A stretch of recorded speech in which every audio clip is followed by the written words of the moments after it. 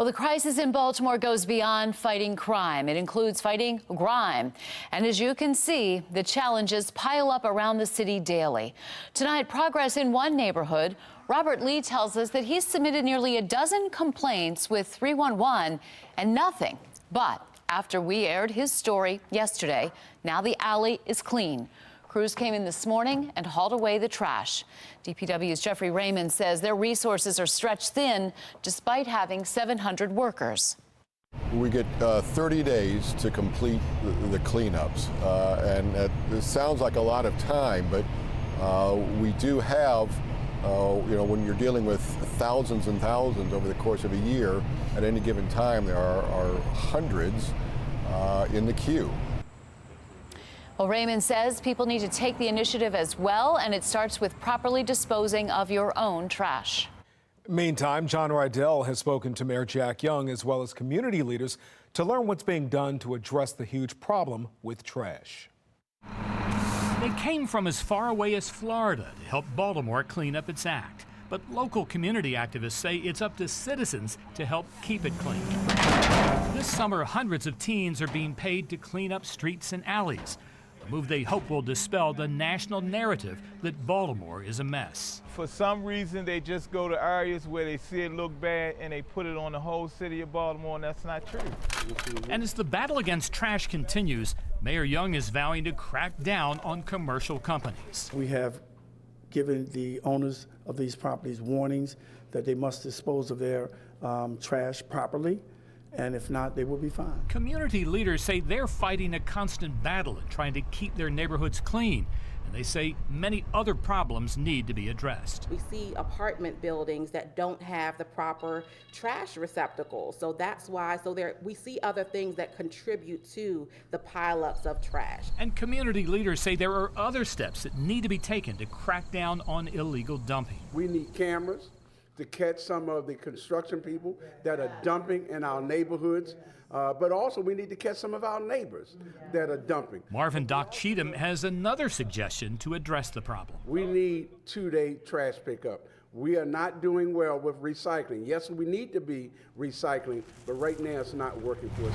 In Baltimore, John Rydell, Fox 45 News.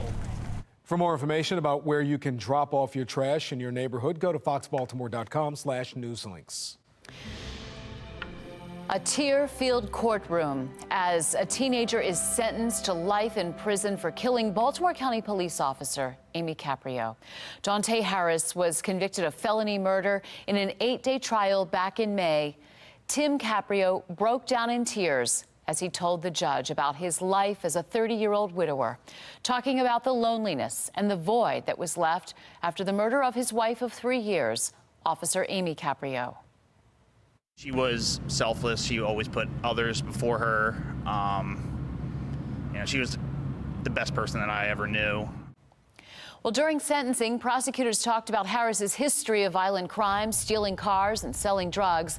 But the defense played on his age, referring to him as a boy who didn't understand the gravity of what happened. It was the feeling of Dante, and that this really was, he did not intend to run over this officer. He did not intend to kill the officer. Harris wrote a letter that was read in court saying he didn't want to harm Caprio, he just wanted to get away and go home. It also said that he was truly sad and heartbroken everything happened. Well, Harris was 16 years old when he killed Officer Caprio. Fox 45's Alexa Ashwell is digging deeper into the youth offenders program the judge recommended for him in court today. Alexa? Yes, Jennifer. Dante Harris was sentenced to life in prison with the option of parole, meaning there's a possibility he could get out of prison. Even if he doesn't, this program is meant to help him and others transition as adults. More than 18,000 inmates make up the Maryland Department of Corrections. Dante Harris will join that population following a judge's life with parole sentence in the death of Officer Amy Caprio. The teen was charged as an adult and is now also part of a select group recommended for the department's youth offender program. Entails psychological, emotional, strategies and treatment. The program was established 25 years ago in response to the increasing number of violent juvenile offenders convicted in adult court. Offenders must be younger than 21 and recommended by a judge. The program entails increased one-on-one contact and treatment with psychologists and social workers. Try to reach the offender in discussing what caused the offender to make the decision to commit this crime. This to help the youth transition to adulthood and possibly one day back into society. We want participants in the program to be able to assimilate with family into society, to become a contributor in the community and in their neighborhood. This program is not voluntary. If accepted, the youth remains in the program until they're placed on parole, completed their sentence, or transferred to another facility. The program is only offered in Patuxent. Kai? Alexa, thank you. Take a look at this. This is just a small part of the traffic that drivers ran into tonight. We told you about it, a virtual standstill, a traffic nightmare when workers just want to get home. And this was planned. Jeff Abel joins us right now live from the Inner Harbor with more on what happened. Jeff. A while, but traffic is finally moving again through downtown here tonight. Many commuters were caught off guard earlier today when the city chose to shut down one of the primary arteries for a parade. It may be rush hour. It's a lot of traffic. But today, it's the worst hour to be in a rush. It's stop and go. The city began shutting down Pratt Street at 5 this afternoon. Pratt Street was preparing for a parade. I like all the clowns.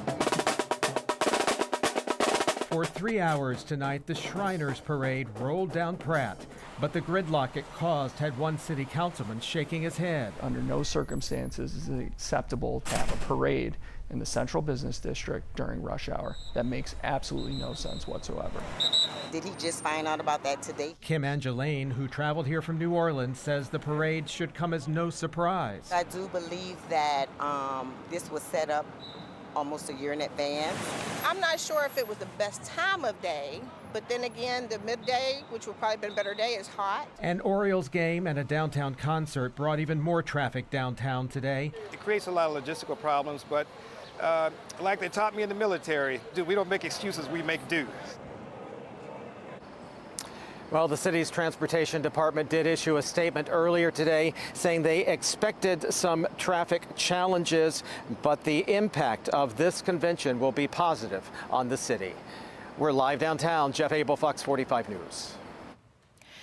Coming up, the federal investigation into a Maryland man accused of sending violent threats through Facebook. His shocking words that were released to the public this week. A look at what could be in the future for Baltimore schools. How the school district in Harrisburg, Pennsylvania, is trying to break a cycle of failure.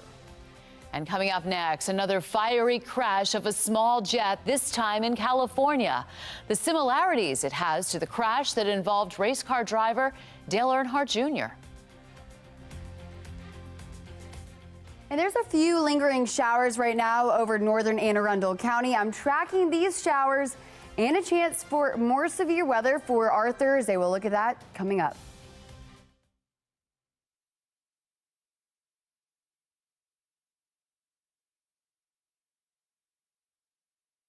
Project Baltimore is brought to you by the Snyder Law Group. Crews in California are working on cleaning up Oroville Municipal Airport after a jet plane crashed and caught fire this afternoon. That jet had 10 people on board, 2 pilots and 8 passengers. After sparking the fire, the plane's fire spread, causing a small brush fire nearby. No one was hurt in the crash or the resulting fire. The FAA is now investigating the crash. The type of jet that went down today, a Cessna Citation, is the same model as the plane that crashed last week, carrying Dale Earnhardt Jr. and his family. A Maryland man was arrested in Seattle on Friday. He's accused of making several serious threats towards the Hispanic community on Facebook. According to the FBI, 34-year-old Eric Lynn of Clarksville often messaged an Hispanic woman that he knows on Facebook, threatening her, her family, and the Hispanic community. The arrest documents also revealed messages from Lynn to another person, offering to pay them to injure or kidnap the woman. We're fearful But that's not going to stop us to continue to do the work that we need to do and to live the lives that we live in terms of working, sending our kids to school, starting businesses, buying homes. Well, Lynn's bail hearing is set for next week in federal court in Seattle. He's charged with interstate transmission of threatening communication.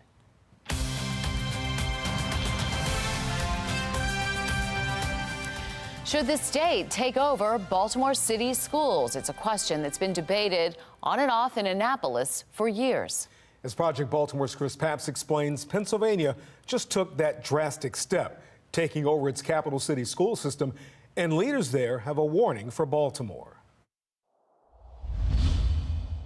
We as a community had gotten to a place of complacency. Kia Hansard has spent her life in Harrisburg. She raised her family here and put 2 children through the public school system. Smoke and mirrors, pretending that our children were being educated when in fact that was not the case, or making excuses for their lack of education. Over the years, she has watched her city go bankrupt, her school system make millions of dollars in mistakes, and now she's witnessing something she's never seen before, a state takeover of the Harrisburg School District. Enough was enough. Kia was part of a grassroots movement to make it happen. We got together and said, you know, we're going to fight tooth and nail for our kids because they deserve nothing less. They started holding community meetings, lobbying legislators to take action, and it worked. You have a responsibility to us as elected officials to ensure that our children are getting what they need. And if you're not going to do what you're elected to do, then we'll vote you out. Did this takeover have to happen in Harrisburg? I think it could have been avoided. I think they could have acted sooner. In 2012, Gene Vino became the first chief recovery officer in the Harrisburg School District. To have a great school district, you need a good city. And to have a great city, you need a good school district. The two of them work together. Vino left the school system in 2015. Since then, he says there has not been a chief financial officer, and 7 business managers have come and gone. The financial situation was so bad, the district could not focus on a curriculum. When you don't have fiscal control and understanding of your budget, there's no way you can plan curriculums, there's no way you can plan teachers' salaries.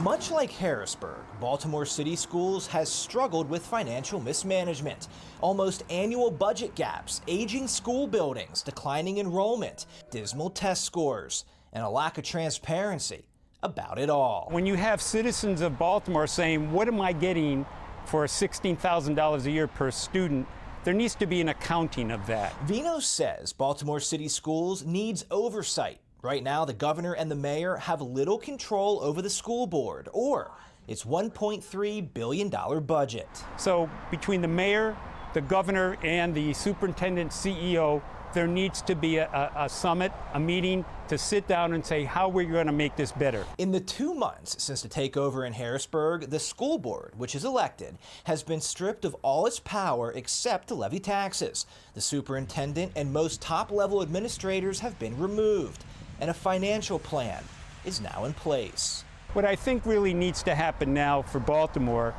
learn from Harrisburg before it's too late. You're going to have longer years to get it back on track. Vino says Harrisburg, like Baltimore, can't afford to waste any more time.